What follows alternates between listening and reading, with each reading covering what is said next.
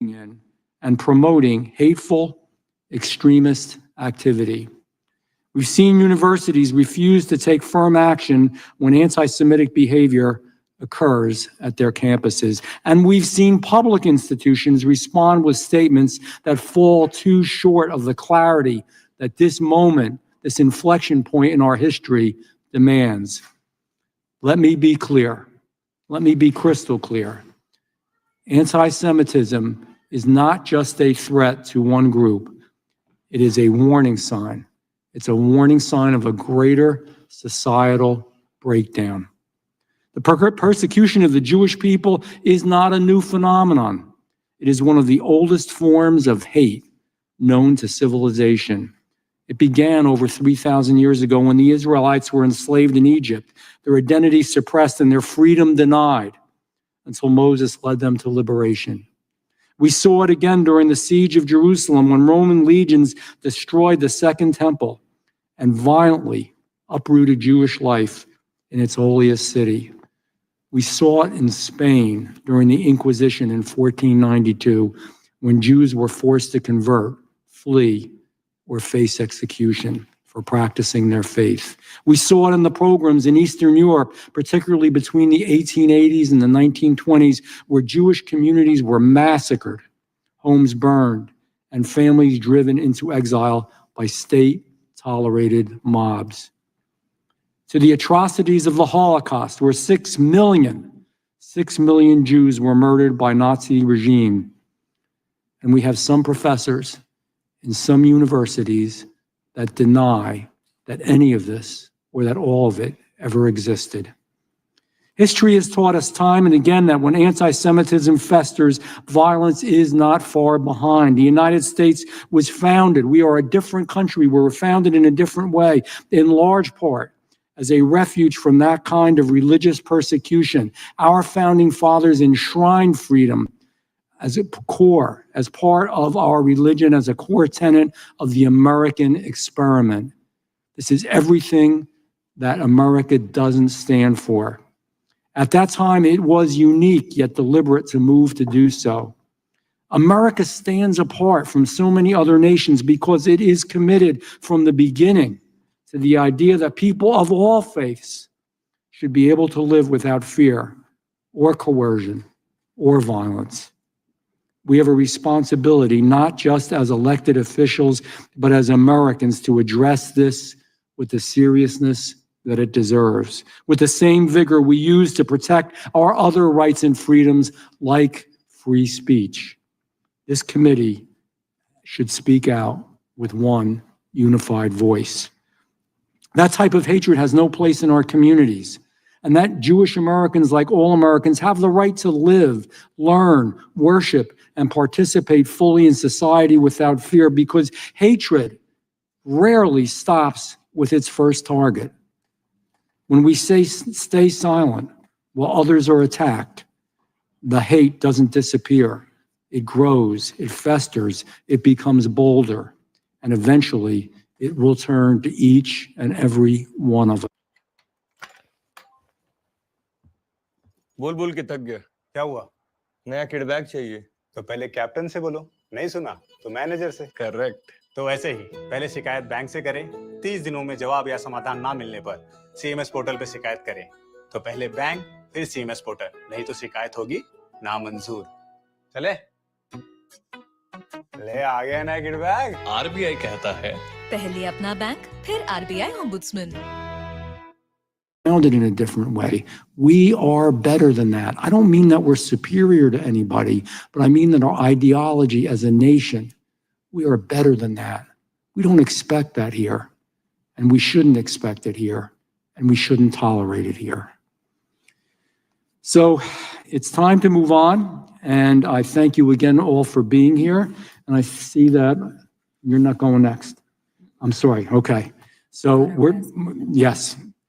I never know how you all are going to, including my side, by the way, that's a bipartisan thing. I never know how everybody's going to go. I am going to recognize the ranking member of the entire committee, Mr. Raskin from Maryland. Well, thank you, Chairman Van Drew, for your leadership, and thanks to all the witnesses for joining us today. Anti-Semitism is the world's oldest hatred, a form of racism that has mutated in ever more dangerous ways over the centuries, from religious persecution based on allegations of deicide, to medieval blood libels, to Russian pogroms, to Nazi eugenics and the Holocaust, to contemporary anti-Zionist anti-Semitism, holding all Jews everywhere accountable for the actions and policies of the Israeli government, and imputing monolithic ethnic thinking, collective guilt, and guilt by association. Anti-Semitism is a perennial threat, not only to millions of Jews all over the world, but to reason, tolerance, and prospects for human progress. Anti-Semitism has had a dark career in America. We've seen plenty of outbreaks of anti-Semitic violence and hatred. The framing and lynching of Leo Frank in 1913, which some anti-Semites are defending to this very day. The official refusal to accept ships filled with Jewish refugees fleeing Nazi persecution. Neo-Nazis at the Unite the Right rally in Charlottesville in 2017, chanting, "Jews will not replace us." The mass murder of 11 Jews worshiping at the Tree of Life Synagogue in Pittsburgh by extremist Robert Bowers, who promoted the Great Replacement theory. The anti-Semitic arson attempt against Pennsylvania Governor Josh Shapiro and his family on the first night of Passover. The murder of 2 Israeli embassy staffers outside of the Capitol Jewish Museum here in Washington, and a firebombing attack in Boulder at a gathering calling for the return of Hamas-held Israeli hostages. Since Hamas's vicious terror attack on Israel on October 7th, 2023, which killed more than 1,200 people, and the subsequent bloody war in Gaza, in which more than 57,000 Palestinians and Israelis have been killed, the number of anti-Semitic incidents around the world has exploded. This resurgent anti-Semitism has drawn bipartisan condemnation in Congress, such as in Mr. Van Drew's resolution we were all proud to support. But now is the time to act against anti-Semitism, not just denounce it. I confess little faith in this administration's willingness to actually do that. And I'm not alone. Nearly 2/3 of all Jewish voters disapprove of the job Donald Trump is doing to fight anti-Semitism. It's not surprising for several reasons. The first being that Trump has populated his administration with anti-Semites and fans of neo-Nazis. He's nominated people like Ed Martin and Paul Ingrassia to top-level positions despite their documented support for and close relationships with neo-Nazis and anti-Semites. Ed Martin, Trump's once nominee for the U.S. Attorney for the District of Columbia, has enthusiastically embraced Timothy Hale Cuccinelli, a neo-Nazi who paints a Hitler mustache on himself and tells co-workers that Hitler should have finished the job. Martin, who is Trump's acting U.S. Attorney, called Hale Cuccinelli an amazing guy and a great friend. Though Martin tried to cover up and minimize their friendship, Trump was eventually forced to withdraw the nomination and named Martin instead the U.S. Pardon Attorney, which does not require U.S. Senate confirmation. Others in his administration have shared anti-Semitic posts on social media. Anti-Semitism Task Force head Leo Terrell shared a post by prominent neo-Nazi Patrick Casey saying that Trump, quote, can revoke someone's Jew card. And who can forget Elon Musk's shocking fascist salutes? Pentagon Press Secretary Kingsley Wilson posted on X that the Great Replacement isn't a right-wing conspiracy theory, it's reality. Trump himself has a disturbing history of anti-Semitic actions. He invited over to his house for dinner at Mar-a-Lago Nick Fuentes, a vicious neo-Nazi and Holocaust denier and self-proclaimed Hitler lover, yay. He saw very fine people on both sides of the anti-Semitic riot in Charlottesville. He's claimed that prominent Jews in our government were bad Jews, calling Senator Schumer not Jewish anymore, and repeatedly referred to him as a Palestinian, including just this morning, and said that any Jewish person who doesn't vote for Trump should have their heads examined. So when Trump claims he's actively combating anti-Semitism, we know there's a lot more to the picture than meets the eye. He's thoroughly destroyed the infrastructure within our government to detect, prevent, and prosecute domestic extremism, hate crimes, and anti-Semitic attacks. In just a few months, the Department of Justice, the FBI, and the Department of Homeland Security have fired experienced domestic terrorism experts and deleted key offices which monitor and act to prevent terrorist attacks and racial hate crimes. On the day after Trump took office, the DOJ demoted senior career attorneys in the National Security Division and Criminal Division, reassigning them to the new Sanctuary Cities Task Force. Nearly all left the Department of Justice instead, draining the government of decades of counterterrorism experience. The DOJ slashed its Civil Rights Division that's charged with prosecuting hate crimes. It's illegally gutted the Community Relations Service, which has been a crucial tool for countering hate crimes by working directly with communities across the country. The FBI has cut staffing in its domestic terrorism unit and has stopped using a nationwide database to track domestic terror and hate crimes. The Department of Education cut in half the Office for Civil Rights, the agency tasked with addressing discrimination and hostile learning environments, including anti-Semitic events on campus. The Trump administration froze or canceled community safety, violence intervention, and terror prevention programs across America. It's ending a terrorism prevention program focused on lone wolf attacks like the ones we just saw in Boulder and outside of the Capitol Jewish Museum here in DC, because the programs, quote, do not align with the administration's priorities. DHS has also cut grants to programs supported by the Center for Prevention Programs and Partnerships, or CP3. Since 2020, CP3 has helped prevent more than 1,000 violent plots in what national security experts have called pioneering work with an enormous public policy payoff. Ignoring this track record, the Trump administration gutted CP3, fired 75% of its staff, and froze tens of millions of dollars for violence prevention. He even appointed a 22-year-old with no national security experience to run what is left of CP3. It's shocking that a guy who graduated from college last year would be tasked with leading the fight against extremist political violence in America, although in fairness, he did do Model United Nations in the fall semester of his senior year. Other DHS-supported programs, including the not-for-profit Security Grant Program, which helps Jewish institutions install security cameras, train staff, and add protective barriers, has also been left without adequate funding. The decimation of counterterrorism and hate crime capabilities is reckless in today's heightened threat landscape, even as DHS demands over $500 million more for immigration enforcement and border security. It is neglecting its basic responsibilities to monitor and prevent hate crimes and domestic terrorism. This negligence has been accompanied by a spike in shocking anti-Semitic attacks across America. Beyond countenancing anti-Semitism in its own ranks and dismantling the infrastructure that opposes it, the administration has also repeatedly invoked fighting anti-Semitism as a vague and arbitrary all-purpose excuse for eroding constitutional rights and imposing authoritarian control. Seizing control of college student admissions, faculty hiring, and curricular content at colleges and universities has nothing to do with protecting Jewish students.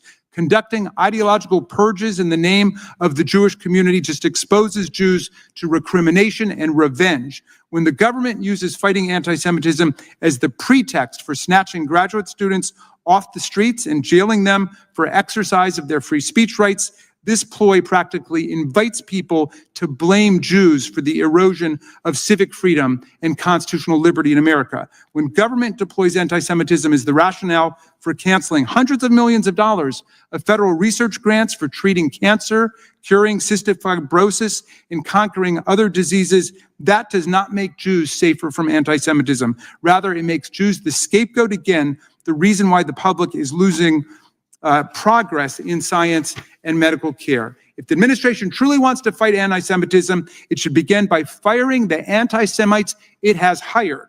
It can then restore and rebuild the anti-terror and anti-hate crime infrastructure that it has demolished. And then it can call off the sinister effort to dress authoritarianism in the language of opposing anti-Semitism. The late Jewish leader, Rabbi Lord Jonathan Sacks, said, "Anti-Semitism is about the inability of a group to make space for difference. And because we're all different, the hate that begins with Jews never ends with Jews.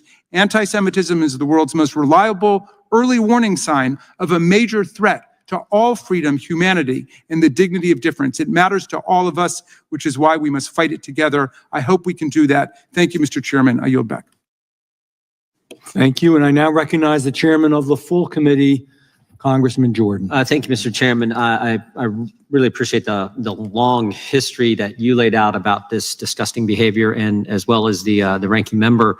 But we need to look no further than the past 3 months. April 13th, Governor Shapiro's home was arson fire at his home.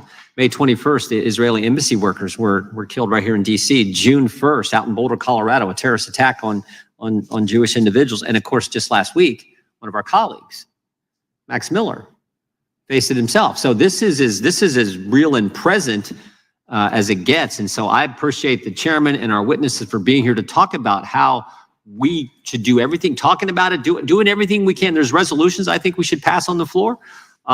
Anything and everything we can do to stop this disgusting, wrong behavior. So again, thank you, Mr. Chairman, for doing this. Thank you to our witnesses for being here, and I yield back. Thank you. Without objection, all other opening statements will be included in the record.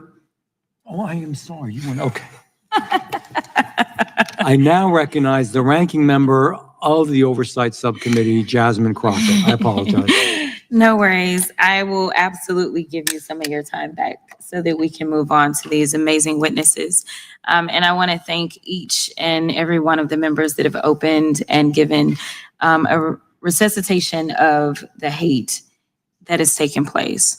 I want to go a little bit further, though, since I can skip over some of my remarks about Nick Fuentes and about Elon and others. And I want to be clear that one of the things that is so hurtful to me that we have consistently discussed as I've been out on the road is the fact that there is a consistent rise in hate in general in this country. And I think that if we continue to allow people to divide us, then our country will continue to fall down this terrible rabbit hole that we've fallen down. The reality is that united we stand and divided we fall. And what we've got going on now is that people are saying, if you like this type of person, then you got to hate this kind of person and that kind of stuff. And frankly, I think that we need to have more hearings on hate overall. We need to be addressing racial hate, homophobic hate, and yes, even political hate. Unfortunately, we are seeing a rise of all of it. This hate is being directed at our neighbors, our community, and even members of Congress. The violence and death threats that people are experiencing, including some of my colleagues here today because of their faith or their presumed faith, or simply because of their political affiliation, is unconscionable and needs to stop. You're not allowed to be different, or you're allowed to be different. You're allowed to have your own faith. You're allowed to disagree. But what we won't allow is using these differences to justify threats and violence against people different than you. Everyone, including Congress and the president, needs to do all that we can to reject hate and violence in all forms. But to do that, then my colleagues need to be honest about what's allowed this behavior to flourish. That means confronting the fact that Donald Trump has played a significant role in emboldening this behavior by repeatedly legitimizing extremists who've continued to spread and promote anti-Semitism and religious hate. Growing up, we were told we need to lead by example, lead others in a way that you see the world or how you think it should be. For me, I lead by example by acknowledging what's right and what's wrong, by standing up for marginalized communities, by calling out and combating hate and finding the humanity in everyone and everything. But how does the man currently occupying the Oval Office choose to lead by example within the context of anti-Semitism? It's Trump who again invited Nick Fuentes. It's holding a press conference to say that there, quote, were some very fine people on both sides, end quote, after Charlottesville. And we know that the reason we have to talk about Charlottesville is because there were white supremacists who flocked to that city and held torches and Nazi flags chanting, "You will not replace us." Is Trump refusing to condemn the January 6th insurrectionists who carried Nazi flags into these very halls of Congress? And then after all of that, deciding to pardon them. It's Trump who recruited Elon Musk, and we know that he not only did the Nazi salute on the inaugural stage, but he also told Germany 2 days before Holocaust Remembrance Day that, quote, there is too much focus on past guilt. It's allowing Musk and others to continue to enable religious hate groups to post hate and threats online. It's redirecting attorneys at the Department of Justice's Office of Civil Rights, the primary office for enforcing discrimination laws, including religious discrimination, away from their work and placing them to work on immigration cases. It's Trump redirecting attorneys on the Department of Justice's Office of Civil Rights, who are supposed to work on things such as religious hate. It's Trump having his Department of State ban the term racially or ethnically motivated violent extremism from classification and the style guide at the State Department. That is how Trump is supposedly leading by example here. Now, you'd think that an administration wanting to take this seriously would place highly qualified individuals in agency roles tasked with combating religious terrorist hate, threats, and violence, and yet Trump hasn't even cleared that low hurdle, because we know that we ended up with Thomas. The guy that Trump currently has in charge of the Department of Homeland Security's Center for Prevention Programs and Partnerships, a division tasked with working with state and local governments and other stakeholders to prevent terrorism, including religious terrorism, is just 23 years old, with no experience in government, anti-terrorism, or really anything else. The person, Thomas, took over for had over 2 decades of national security experience. But now under Trump, we have an immature, incompetent, infantile person who's barely even lived for 2 decades in charge of this important work. It's ridiculous, it's shameful, and it's dangerous. Allowing religious hate to thrive in one corner allows it to spread everywhere across all corners, all denominations, and all faiths. As members of Congress, we cannot allow another synagogue, or for that matter, another church or mosque or home risk being attacked or shot up by Nazis or extremists simply because elected officials don't have the courage and leadership to condemn them before they act. Trump's disgusting refusal to cut ties from Nazi supporters and sympathizers have given violent extremists both a figurative and literal get-out-of-jail-free card. It's signaling that these hateful beliefs and actions will be tolerated so long as they pledge their loyalty to Trump. We owe it to every American to condemn this behavior and fight back by confronting this intolerance with courage and leading from our hearts. I yield back. Okay. Without objection, Mr. Goldman will be permitted to participate in today's hearing for the purpose of questioning witnesses if a member yields him time for that purpose.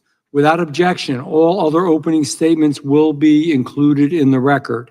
We will now introduce today's witnesses. Ms. Deborah Cooper. Ms. Cooper is the Chief of Digital Activism at the End Jew Hatred, a grassroots organization that focuses on combating discrimination and oppression targeting Jews. She is also Director of Strategy of the Jewish Advocacy Research and Writer Group. Her work focuses on the development and the implementation of advocacy efforts to protect the right of Jews and Israelis in the United States and abroad. Welcome. It's good to see you again. Mr. Kenneth L. Marcus.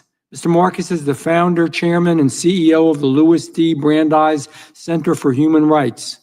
Under Law, a nonprofit organization that works to advance the civil and human rights of Jewish people. He also serves as a lecturer at the George Washington University Law School and previously served as the Assistant Secretary of Education for Civil Rights. Mr. Dan Schneider. Mr. Schneider is the Vice President for Free Speech at the Media Research Center, a media watchdog organization. He previously served in the White House, Department of Labor, Department of Health and Human Services, and as a House and Senate staffer. I want to pronounce your name right. Mr. Matt Nosenchuk. Got it, good. Mr. Nosenchuk is the former Deputy Assistant Secretary for Operations and Outreach in the Office of Civil Rights at the Department of Education.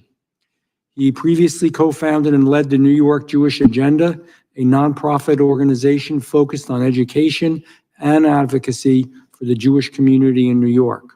We're going to begin by swearing you all in. Would you all please rise? Raise your right hand. Do you swear or affirm under penalty of perjury that the testimony you are about to give is true and correct to the best of your knowledge, information, and belief? So help you God. Thank you. Be seated. Let the record reflect that the witnesses have answered in the affirmative. Please know that your written testimony will be entered into the record in its entirety. Accordingly, we ask that you summarize your testimony in 5 minutes. Ms. Cooper, you may begin. Good afternoon. My primary focus on strategy, research, and writing is really on education as it relates to groups with links to terrorism. I also work directly with students, teachers, and other victims of anti-Semitism, as well as with affected community members. America is in crisis, experiencing levels of Jew hatred not seen since the Holocaust, as well as other religious hate and extreme anti-America, anti-Israel, and generally hate of the West. This has morphed into what has become normalized, dangerous, open support and praise for violence and terrorism, and the outright rejection of our laws, tolerance, decency, and democratic values. October 7th offered plausible deniability for the explosion of open Jew hatred in America. It has been brewing for decades, but now has escalated to a dangerous, unprecedented level due to the prior administration's failure to take meaningful action, despite the clear threats and signs of imminent escalation and danger. Hamas offshoots, CARE, AMP, PYM, and NSJP, that's the Council for American Islamic Relations, American Muslims for Palestine, Palestinian Youth Movement, and the National Students for Justice in Palestine, and other dangerous groups have been allowed to operate freely in our country with demonstrations spearheaded by them, promoting hatred, terrorism, violence, and death to Jews in America without any consequences. CARE has been infiltrating our educational institutions for at least 20 years, poisoning the minds of our young people, our most vulnerable population, with false narratives demonizing Jews, Israelis, and the state of Israel, narratives no honest educator actually believes.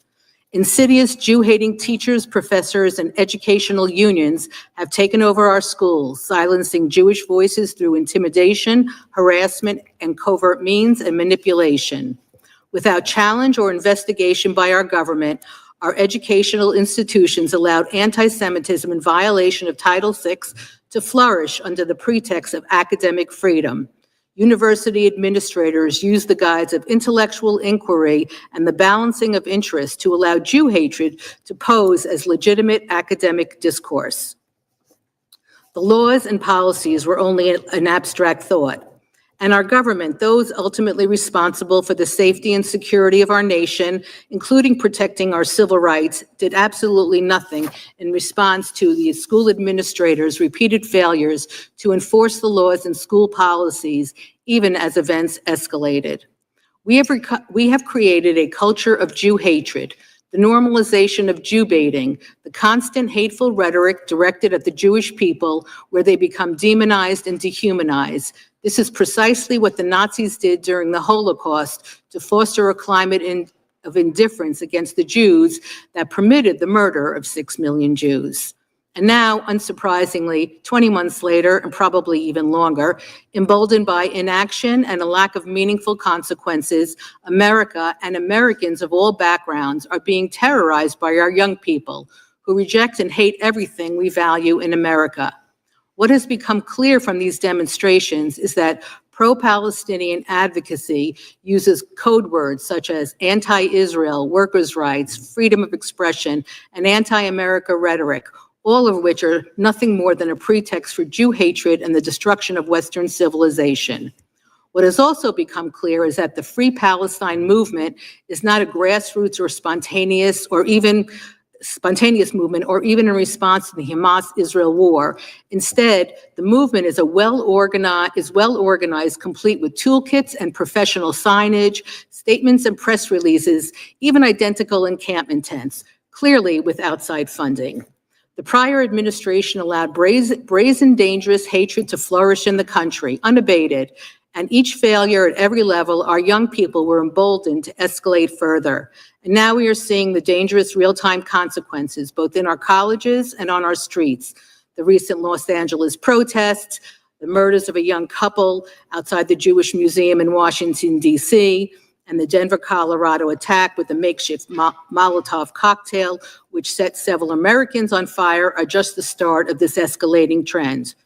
We are now for the first time seeing progress. We ask you to use your authority to identify and investigate these individuals and organizations who are clearly working together to conspire to deprive Jewish Americans of their civil rights and to destroy America and Western civilization. Thank you. Thank you, Ms. Cooper. Mr. Marcus, you may begin. Chairman Van Drew, Ranking Member Crockett, distinguished members of this committee. My name is Kenneth L. Marcus. I'm Chairman and CEO of the Louis D. Brandeis Center for Human Rights Under Law. Thank you for this invitation, and more than that, thank you for the strong words of the chair, the ranking members, and the members of this committee condemning anti-Semitism. As Americans, it is good to hear unity. It is good to hear that the voices against anti-Semitism and hate are strong.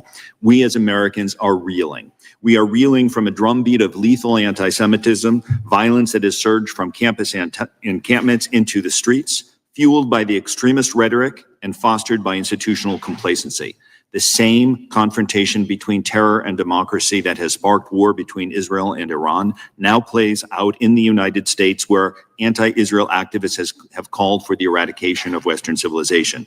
Since October 7, 2023, much violence has focused on Jewish targets, but we know, as members have emphasized already today, that what begins with the Jews does not end with the Jews. And we see that what developed on our campuses does not remain on our campuses. This lethal unrest is a threat to all Americans, and it must be stopped. The roots of this crisis are both global and domestic. Israel's recent war with both Iran and also ongoing with Hamas have emboldened anti-Jewish sentiment worldwide. At home, that sentiment has taken on a violent and organized character. What we are witnessing on American campuses is not a collection of spontaneous protests, but part of a broader, well-resourced campaign coordinated by student activists, external organizations, and aligned faculty networks. As described in a Brandeis Center complaint, the violent takeover of Hamilton Hall at Columbia University, for example, was premeditated and planned in concert with outside pro-Hamas groups, which held strategy meetings just hours before the takeover, attended by over 100 individuals and featuring breakout sessions on resistance. Similarly, at UCLA, one encampment organized by Students for Justice in Palestine created a de facto exclusion zone where Jewish students were physically prevented from entering parts of campus. Participants used coordinated messaging, occupation tactics, and physical intimidation to advance a hostile agenda. Last year, then Director of National Intelligence Avril Haines confirmed that Iranian government actors have sought to opportunistically take advantage of ongoing protests regarding the war in Gaza, noting that individuals tied to Iran have posed as activists online, encouraged demonstrations, and even provided financial support to protests. Members that were originally created to combat discrimination, like diversity, equity, and inclusion initiatives, have in some cases been co-opted to excuse or normalize anti-Semitism. It's not just that anti-Semitism or Jewish identity are excluded from DEI initiatives, but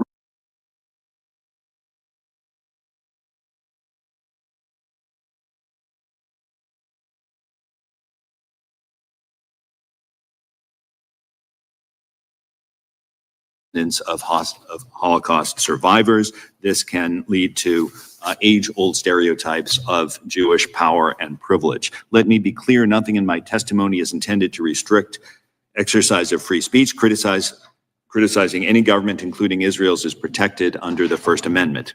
But the harmful and often violent ideology plaguing our universities is no longer confined to the campus. We're seeing it in K-12 classrooms, healthcare facilities, workplaces, unions, other taxpayer-funded programs. In education, both K-12 schools and universities have become breeding grounds for anti-Israel and anti-Semitic indoctrination. Under the banner of decolonization or liberated ethnic studies, some curricula portray Jews as colonial oppressors, erasing indigenous connection to the land of Israel, and reframing Jewish identity as inherently oppressive. For example, in Santa Ana, California, the Brandeis Center filed suit after the school district approved ethnic studies curricula that erased Jewish identity, promoted anti-Semitic narratives, and excluded Jewish voices from the curriculum process. Steering committee members openly referred to the sole Jewish participant as a colonized Jewish mind and discussed scheduling meetings on Jewish holidays in order to reduce Jewish participation. In healthcare, anti-Semitism is increasingly surfacing under the guise of decolonizing therapy and similar movements. Under decolonizing therapy, this approach to mental health casts Zionism as a mental illness and frames Jewish identity as a symptom of colonial privilege, marginalizing Jewish patients and professionals alike. In one case, a Jewish patient was denied a prenatal appointment after the provider described Israel as a colonial oppressor. Another patient reported that her therapist equated Jewish identity with white supremacy. In view of all of this, I'm grateful both for the whole of government approach of the Trump administration and the whole of the Congress approach of this Congress, and urge both additional legislation, both to implement the Trump executive order on combating anti-Semitism, and also additional measures to ensure continued strong enforcement by the executive branch. And I thank you. Thank you, Mr. Marcus. Mr. Schneider, you may begin. Thank you, Ranking Member Crockett. Sadly, this hearing is very timely. We all know the data, we have the stories before us. The question is why? Why is there this massive spike in anti-Semitism? It's not because of a handful of neo-Nazis in their mother's basements. We have always had people who hate, who hold hate in their hearts and in their minds. Sadly, we always will. What's the difference? Why this spike? I believe it's because there are a handful or a few of these massive mega corporations that now create, curate, and distribute information to an unprecedented degree. And these corporations are intent on amplifying narratives that harm Jews. And let me be very clear, just as the chairman and the ranking member have been very clear, when Jews are attacked, our entire society is hurt. So what are these organizations? Well, they are politicized legacy media outlets, starting with the Associated Press. It's agenda-driven publishers, especially Wikipedia. It's big tech platforms, including search engines like Google, and AI systems, and I will point out in particular Microsoft's Copilot.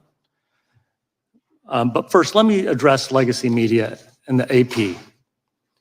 When AP and its style book create double standards and use those standards to target Jews and to target Israel, it creates license for others, not only within its own, on its own payroll, but for other media outlets to attack Jews, either through attacking Israel and condemning Jews broadly because of attacks against Israel, or when they fail to identify the reason that there are attacks on American Jews.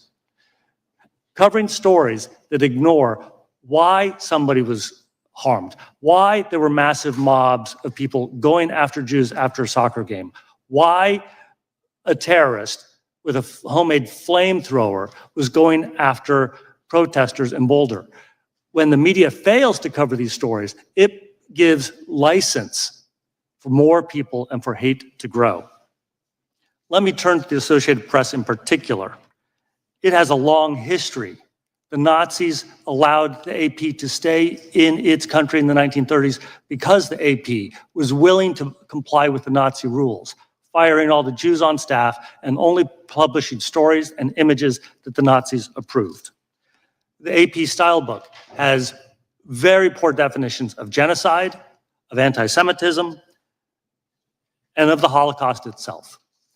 That is why when there are stories written by the AP and by other media outlets, it glosses over the harm that's really being caused, and it gives license for people to throw around the term genocide in inappropriate ways that smear both Jews in America and the Israeli government when the Israeli government is simply trying to defend itself against terrorism.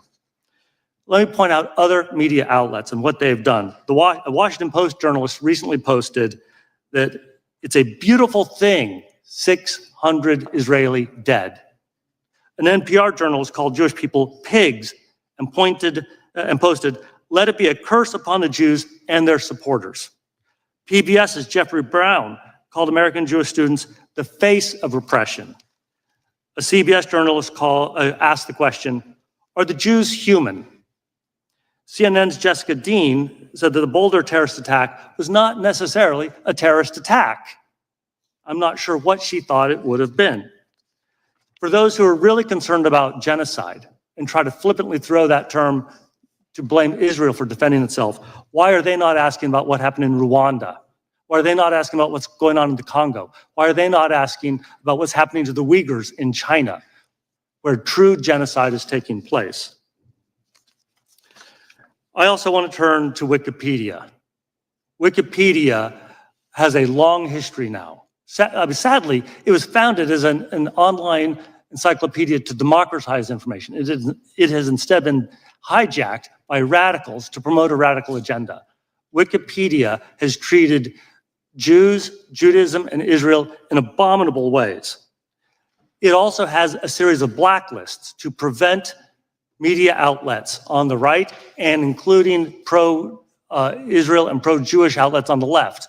If one wonders what it takes for the ADL and other left-wing organizations to be banned by Wikipedia, here's the answer: be Jewish. Mr. Chairman, I have additional information in my written testimony, but I'm happy to answer questions. Thank you for your statement, and that opportunity will definitely come to you. Mr. Nosenchuk, you may begin. Thank you. Good afternoon. My name is Matt Nosenchuk. I'm a former senior government official and Jewish community nonprofit leader. Galvanizing action and developing policy to counter anti-Semitism has been a central focus of my work. I want to thank you, Chairman Van Drew, and Ranking Member Crockett, and Ranking Member for the full committee, Raskin, for inviting me to testify before the committee today. Last month, I attended the opening of a new exhibit at the Capitol Jewish Museum, where 6 days later, Yaron Lashinsky and Sarah Milgram were fatally gunned down in an act of cold-blooded anti-Semitic violence. Because the museum is just blocks away from my home, I heard the sirens. The proximity made one thing devastatingly clear: the victim could have been me. That's how hate violence works. It makes every member of the targeted group feel afraid and vulnerable. Add to this horror the arson at the Pennsylvania governor's residence and the firebombing of a demonstration in Boulder. By every measure, anti-Semitism is still increasing and getting more brazen and violent. According to FBI statistics, anti-Semitic hate crimes more than doubled between 2021 and 2023. Jews are targeted at a rate of 291 per 1 million people, a much higher rate per capita than any other group. The latest shootings confirm that anti-Semitism is dangerous no matter where it is tolerated and fueled. From the right, it is well established that the increase in domestic terror results principally from the actions of white supremacists. In addition, we see normalization of conspiracy theories and the appointment of anti-Semites into positions of political power. From the left, criticism of Israel's policies has at times crossed into anti-Semitic rhetoric and violence, as we saw in recent months. Also, when Jews are asked to renounce or check their relationship with Israel at the door in order to participate in coalitions, civil society is not just failing Jewish community members, they are falling short of progressive ideals of pluralism and respect for difference. I described in my written statement my role in OCR at the Department of Education, supporting the unprecedented number of anti-Semitism investigations after October 7th. However, by the time a government investigation is warranted, we have missed opportunities for earlier intervention.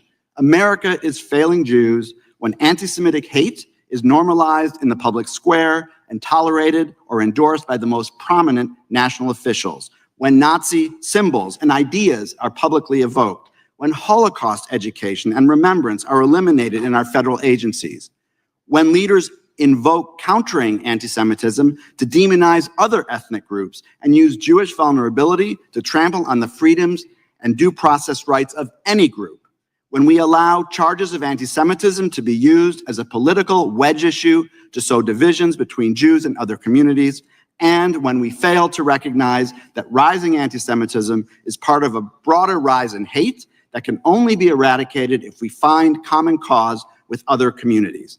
My message is this: leaders who respond to rising anti-Semitism by imposing draconian policies that trample on due process of others, advance anti-immigrant policies, and strip billions in funding from universities do not make Jews any safer. They undermine democratic institutions and norms under which Jews and other groups have thrived. And they actually make anti-Semitism worse by justifying these measures in the name of combating anti-Semitism, putting Jews in the position of being scapegoated. By contrast, I commend Chairman Van Drew and his co-sponsors for passing House Resolution 481, which focused on condemning violent anti-Semitism, not scoring partisan political points. We will succeed only if we recognize that anti-Semitism is anti-Semitism wherever it originates on the ideological spectrum, and to focus not on fear-mongering, but on effective strategies that bring communities together to fight it. First, government leaders need to speak out and condemn anti-Semitism from wherever it emanates. Second, continue implementation of the national strategy to counter anti-Semitism. For example, restore critical funding for hate crime prevention grants that were terminated and funding for the Justice Department's Community Relations Service. Fully fund OCR and restore the expertise that has been lost through the mass layoffs and closure of regional offices. Expand Holocaust education and anti-Semitism awareness programs, and work with social media companies to address anti-Semitic conspiracy theories and incitement. Anti-Semitism is a clear and present danger to Jews and to America's values, but we must fight it in a way that strengthens rather than weakens the democratic institutions that have been the foundation of Jewish safety and belonging in America. Thank you for your attention to this critical issue. I look forward to your questions. Thank you, Mr. Nosenchuk. We will now proceed under the 5-minute rule with the questions you eagerly anticipate. The chair recognizes the gentleman from the great state of Alabama. Thank you, Mr. Chairman. President Trump established a dedicated anti-Semitism task force within the Department of Justice and reinforced the Federal Bureau of Investigation's resources and directives to proactively identify, investigate, and neutralize threats against Jewish communities nationwide. Additionally, the Department of Education Office for Civil Rights is investigating colleges and universities that allow anti-Semitism to occur on campuses without serious consequences. And the president has restricted foreign student visas for Harvard University. Mr. Marcus, what other actions has President Trump taken so far in his second term that have helped? Thank you, Congressman Moore. We have never seen such active, energetic, aggressive enforcement of laws against anti-Semitism as we have seen from this administration. In addition to the task force efforts that you've seen, I would say first, the Justice Department has engaged in a very serious way, which we hadn't seen in the prior administration.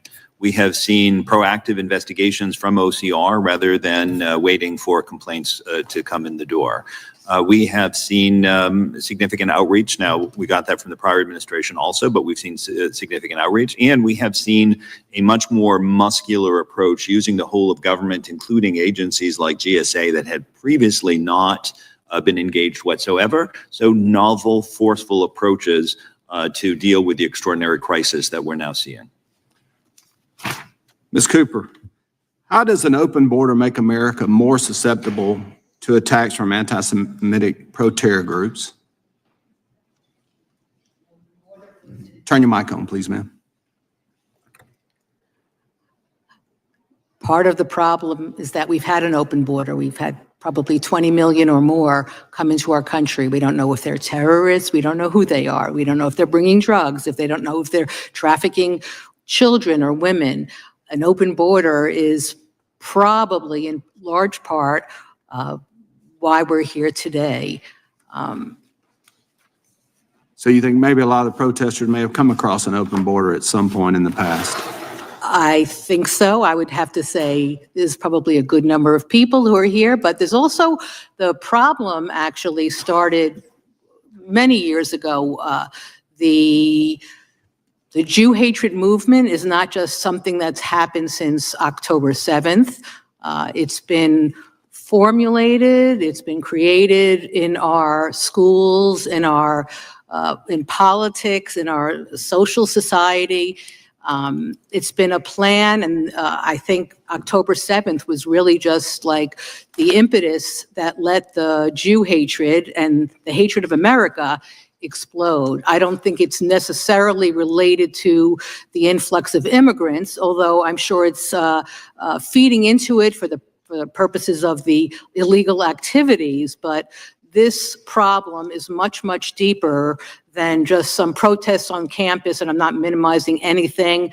I'm not minimizing what happened in DC or in Colorado, but the problem is much deeper, and it's a little bit like under the surface, and yeah. This weekend, I was at an event, and it was a group of ladies that leads America, and there was a young girl. She was 13 years old, and she called me off to the side, and I could just tell in the education system that she thought the people in Gaza were the good people, and I really had to walk her through that process. Having been to the Gaza Strip and been in those tunnels, when you see somebody that'll spend a lifetime drilling in limestone rock 6 inches at a time to kill their neighbors, there's a great bit of hatred there. And so I was trying to walk her through, but all of a sudden I realized the education system in America is failing American students, certainly in these narratives that they get off the media. And so another question, Ms. Cooper, what are the digital warning signs? If any were visible from some of the recent attacks, or do y'all see those visible warning signs? Sure. Is it on social media where these 13-year-olds are going in and seeing that stuff? Is that what's going on? Or when you see a digital warning sign, what does that look like? Okay, so I want to just address the first question that you said. Sure. The 13-year-old isn't necessarily getting the information from social media. Our teachers in K through, not just universities, there is a really deep problem in K through 12. So even starting out in kindergarten, you're getting that essentially it's the Hamas narratives that that the Jews, Israelis, Israel, basically we commit these crimes, or that they portray a false narrative in which Jews, Israelis, State of Israel are demonized, delegitimized. They're accused of crimes they do not commit. And this has been taught and is being taught right now in our schools. It's not even just limited to the classroom. It's extracurricular activities. It's the unions, both at the K through 12 level and at the college level, are insidiously anti-Semitic. I can go into detail about that, but Thank you, Ms. Cooper. Please don't, I'm out of time. And with that, Ms. Chairman, I'll yield back. Thank you, though. thank you. Thank you, gentlemen. I now recognize the gentleman from the great state of Georgia. Thank you, Mr. Chairman. Ladies and gentlemen, make no mistake about it. Hate is on the rise in the United States of America. And for the past recent years, the Jewish community, the Jewish people have been at the bullseye of hate. And I want to make a statement today. I stand on the side of my Jewish brothers and sisters against hate and anti-Semitism. The Trump administration and MAGA Republicans have a lot of empty talk about fighting anti-Semitism.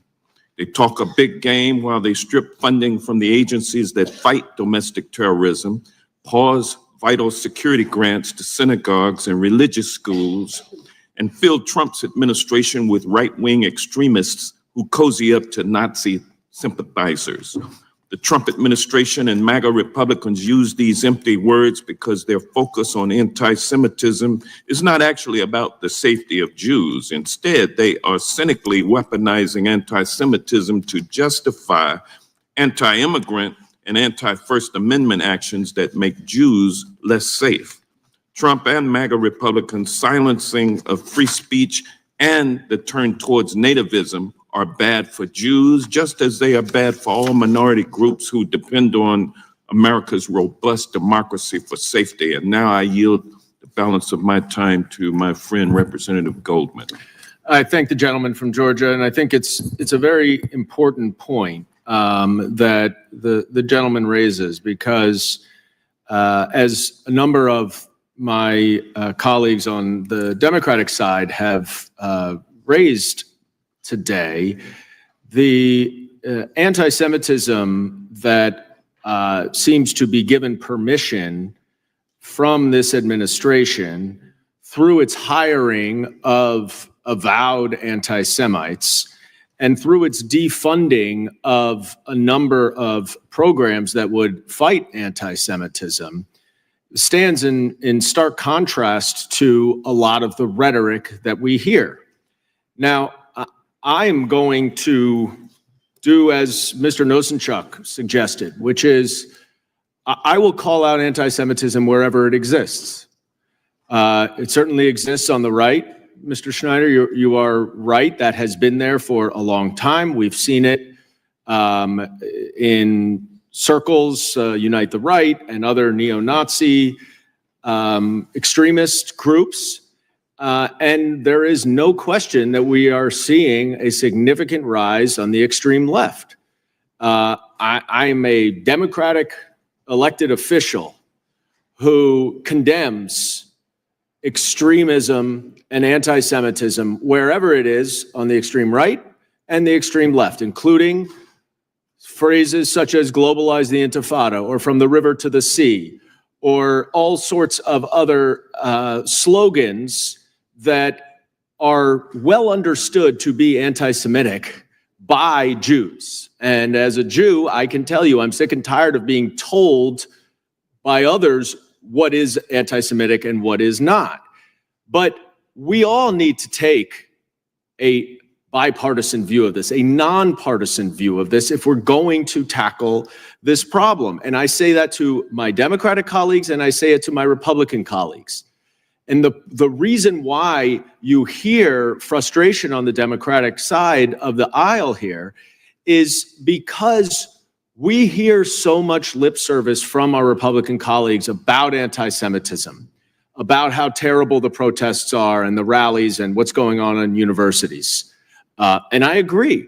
But then, on the other hand, we see nonprofit security grants funded at $305 million, which is the same as fiscal year 23 before October 7th. That protects Jewish synagogues. We're seeing a rise in violent hate crimes now, where Jewish institutions need much more protection. We're not getting it. We see anti-Semitism being used as a pretext to go after immigration policy or to go after universities. That has nothing to do with anti-Semitism. And I concur with Mr. Nosenchuk, and I have said this to the chairman himself. I was very pleased that he introduced a very straightforward resolution condemning anti-Semitism. Unfortunately, on that same day, there was another resolution that tried to use anti-Semitism as a pretext with the Boulder, Colorado shooting related to some immigration policy. And I look forward, I hope to have a little bit more time to ask some questions, but I really want to take this opportunity to urge all of my colleagues and all of these witnesses here to stop playing the blame game. And let's focus on anti-Semitism. Let's put the funding where it needs to be so that we can actually attack the issue. And I thank the chairman. I yield back. The gentleman yields back to the gentleman from Georgia. The gentleman from Georgia yields back. I will now recognize the gentleman from Missouri. Thank you, Mr. Chairman, and thanks to all the witnesses for being here today. We're holding this hearing today in light of the recent anti-Semitic violence, including the arson at the home of Pennsylvania Governor Josh Shapiro, the brutal murder of Israeli embassy employees, and of course the barbaric Boulder, Colorado terrorist attack that injured 15 people, and even the road rage incident affecting one of our own members.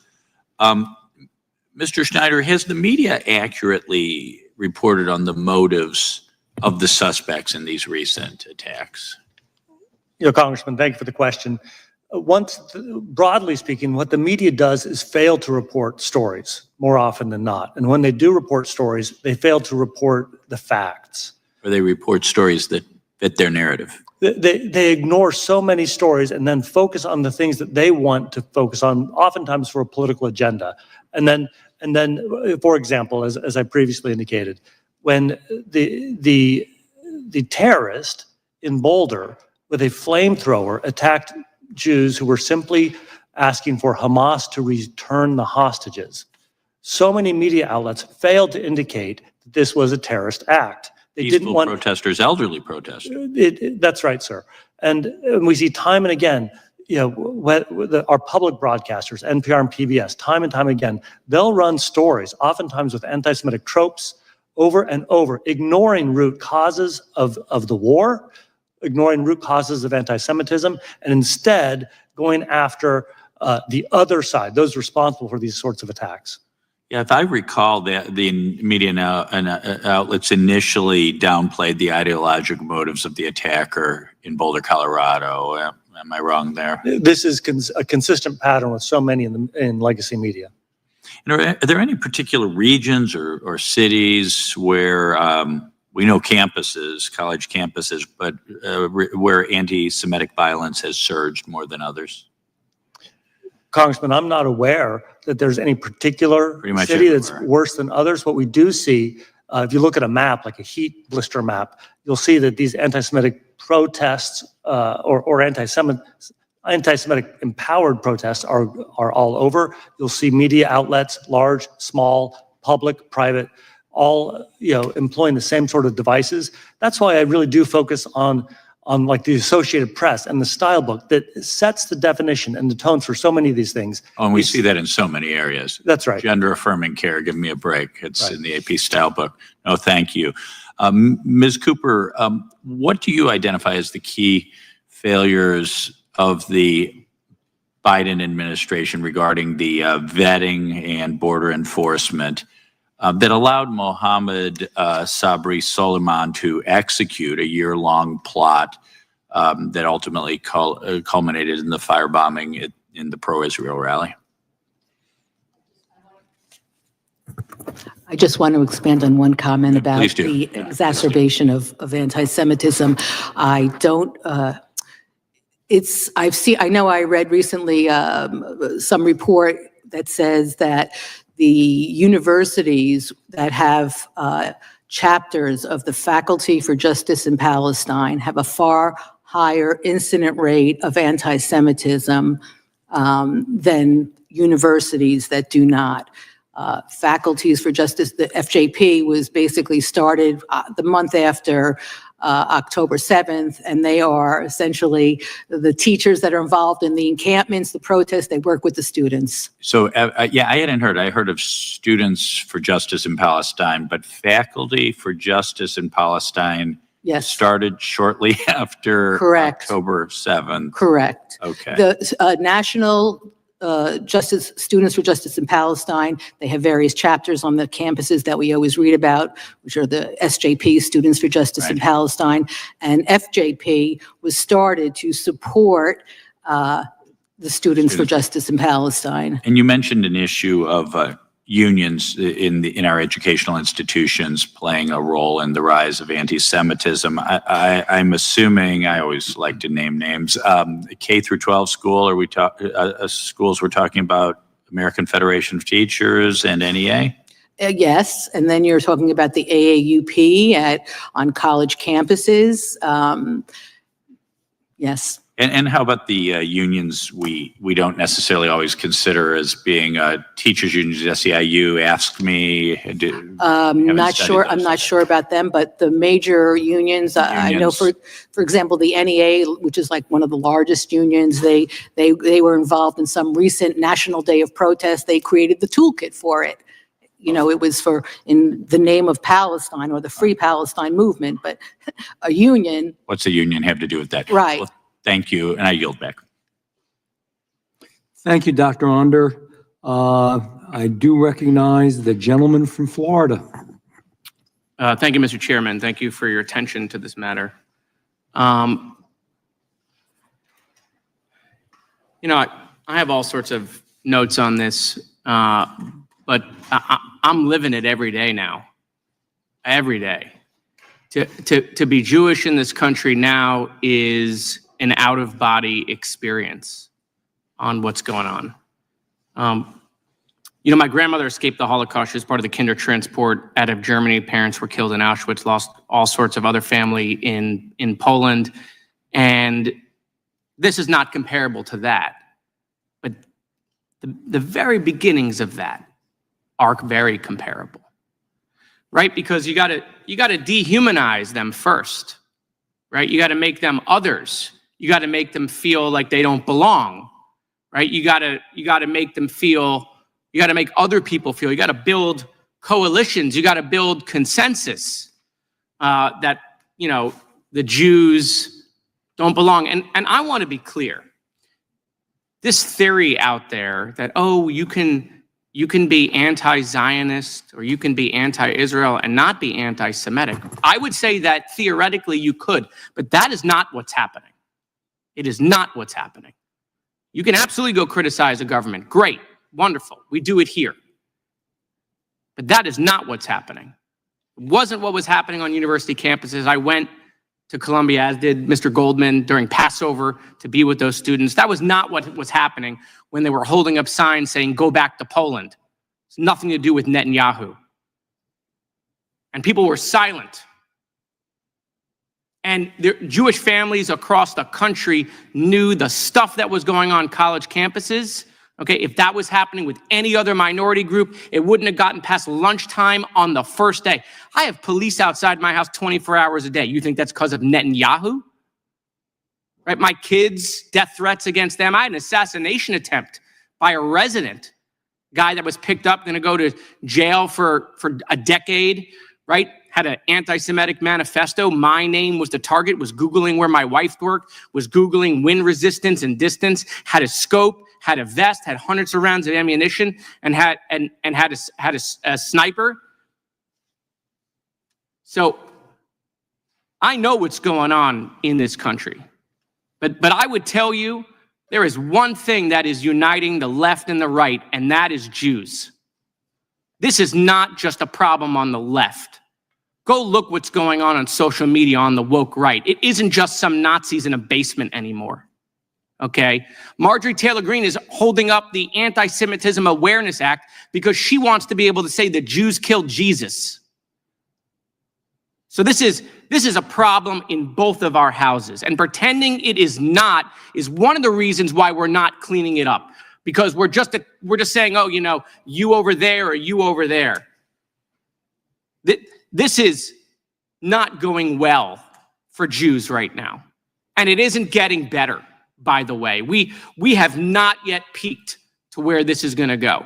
And yeah, we can talk about the legacy media all day long, Mr. Schneider, but that's not where we're losing the youth of this country. We're losing them on TikTok, which is owned by a foreign country, that the president now has extended beyond what the law has allowed. I don't want TikTok to go away, but I want it to get out of the hands of the Chinese. Okay? They are doing the Nazi playbook. They are dividing us. They are fomenting. They don't need to do it with B-2 bombers. That's not what the Chinese plan is. The Chinese is to get us to fighting amongst ourselves. The Chinese plan is to get us angry and divisive. And the Chinese plan is to start with the easiest target possible, and that is us. And so until we stop doing this, you know, who did what to who stuff, okay, we're not going to solve this. Jews are losing their usual allies, those allies that we've had for decades and decades and decades, groups that Jews have stood up for. We're losing them by the moment, especially amongst young people. So, you know, I'm called a foreign asset, right? That I'm a foreign lobbyist. I mean, it's just endless. Go look, any post I put up, the hatred, the vitriol that's going on. And so I appreciate this hearing, Mr. Chairman, but this hearing ain't gonna fix shit. Okay? This is a virus that is spreading. And until we're serious about stopping what's going on online and the brainwashing of our kids, this is going to get worse and more people are gonna die in this country. And it is gonna be us. I yield back. Gentleman yields back. If the gentleman would yield for just a quick second. If the chairman would allow me just an extra 15 seconds, Mr. Chairman? If we'll record and everything, or maybe it'll be a chance further on down the road, but in all fairness, if I give it to you, I have to give it to I understand. I won't say that was anti-Semitic. And we'll be here alone. It's not. I think you know. A little humor doesn't hurt. A little humor doesn't hurt. Okay. we don't agree. He is a funny guy. I tell him that all the time. He's No humor got a doesn't great sense of humor in all times, but, and you know that I agree with some of what you said, but I'm going to yield some time to myself, and then Mr. Schmidt will, actually, you'll come in the next round, but I wanted to address some of those things. So I've really attempted to do this hearing in as nonpartisan a way as I possibly can. And I would agree with Mr. Moskowitz that there is some fault on the right. There's no question. We have some extreme right wing, and I'm conservative. I'm a very conservative person, but there's no room for this on any side. But some of the examples that are given of how this administration is anti-Semitic or done the wrong thing by Jews, in general, I don't buy that. I really don't. Let me be clear. Some of the government-funded agencies were promoting anti-Semitic, anti-equality. I don't use equity, I use equality proposals.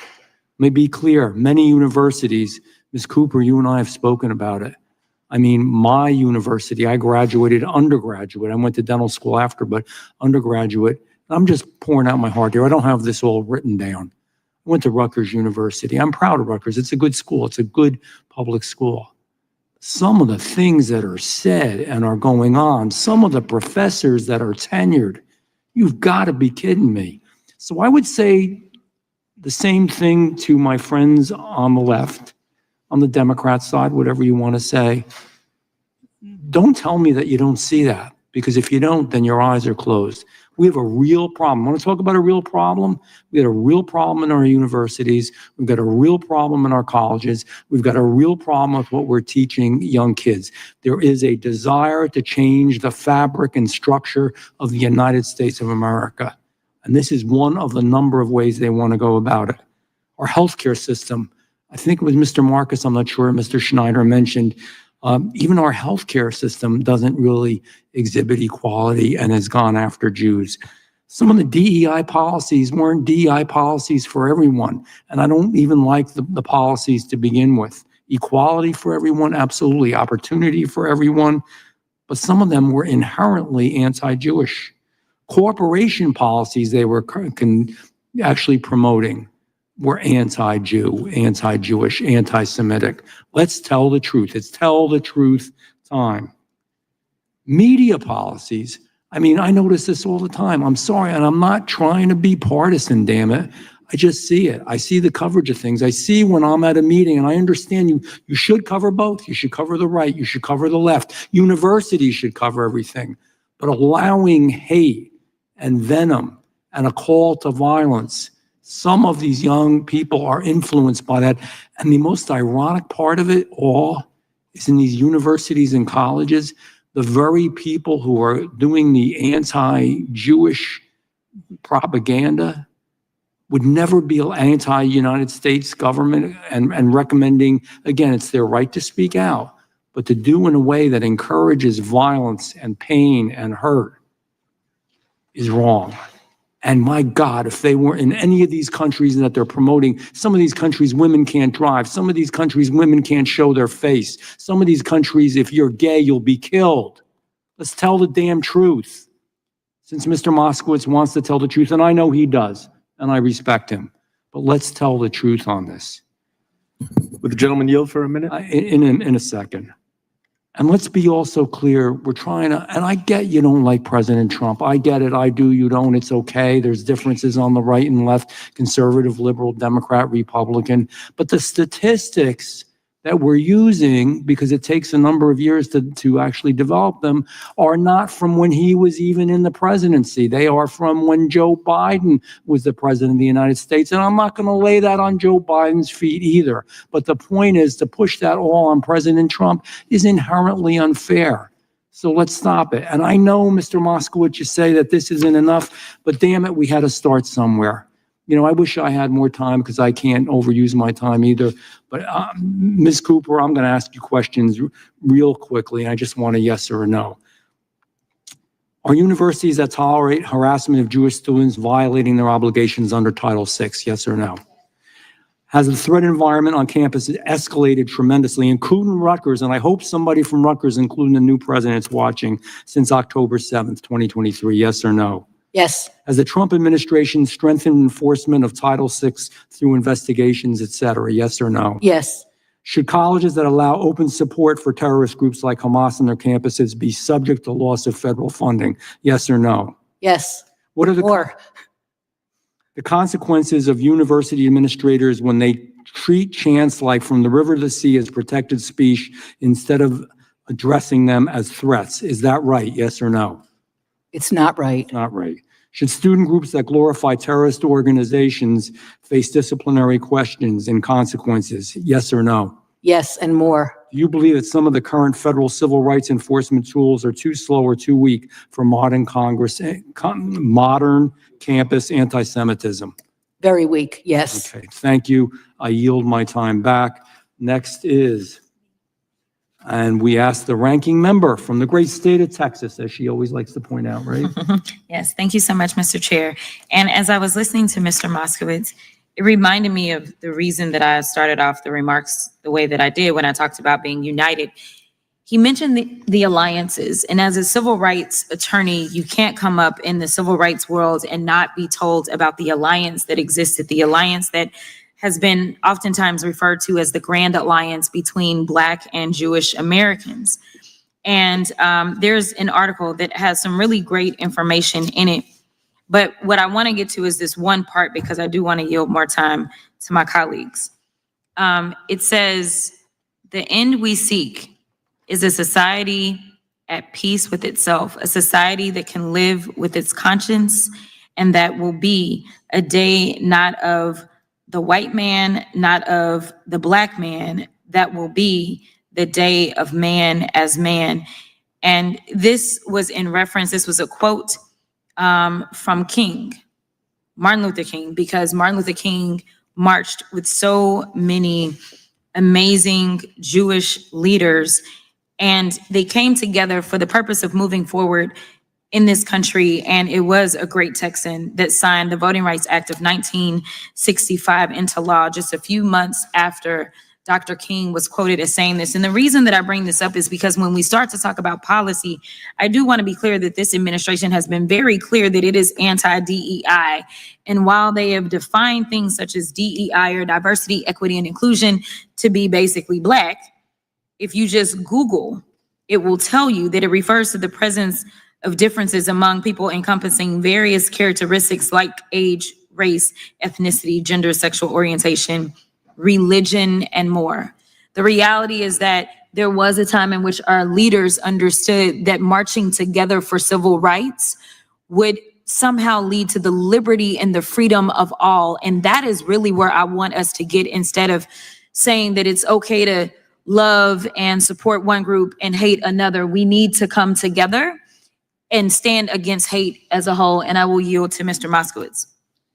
Thank you, Ranking Member. Just 30 seconds. Mr. Chairman, I know what's going on in the universities. I promise. I've been there, right? I know the foreign money that has come into these universities. I know programs that are being taught there. No one is denying that that's the deal. And it's by design. It's to go after the youth, right?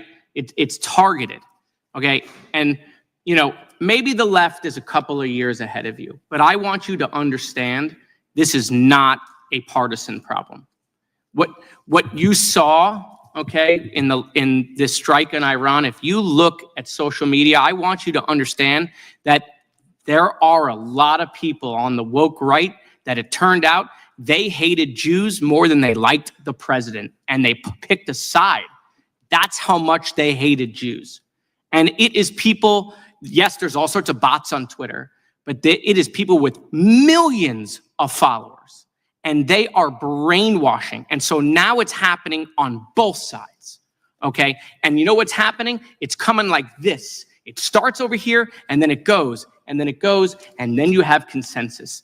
And that's where we're headed. And so I'm not debating with you that you're not correct, but I want you to open your mind to understanding that this is a problem everywhere now. I'll yield back. And I will yield to Mr. Goldman. And thank you to the ranking member. And I'll pick up on where Mr. Moskowitz, Mr. Chairman, As you may know, I'm the co-chair of the Bipartisan Anti-Semitism Task Force. And I will make a deal with you.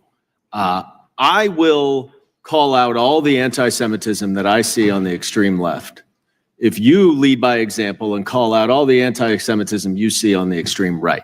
Because the more that we go back and forth and accuse the other of being worse and try to prop up, oh, what this administration has done on Title VI or on DOJ or whatever the litany of questions that you asked Ms. Cooper, the less we are able to tackle the problem. The reality is that unfortunately, this administration has decided to move its enforcement of Title VI from the Department of Education and OCR, which Mr. Marcus led in the first Trump administration, and Mr. Nosenchuk was a deputy in the last administration, and now it's to DOJ. Now, you can make an argument, as Ms. Cooper will likely make, that that's a stronger cudgel against anti-Semitism. That may be the case, but it moves a lot slower.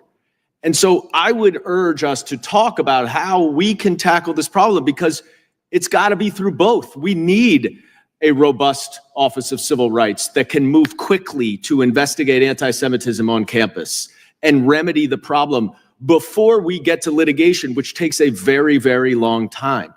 And what I hope we can do is recognize that to address the issue on the substance, we have to take the politics out of it.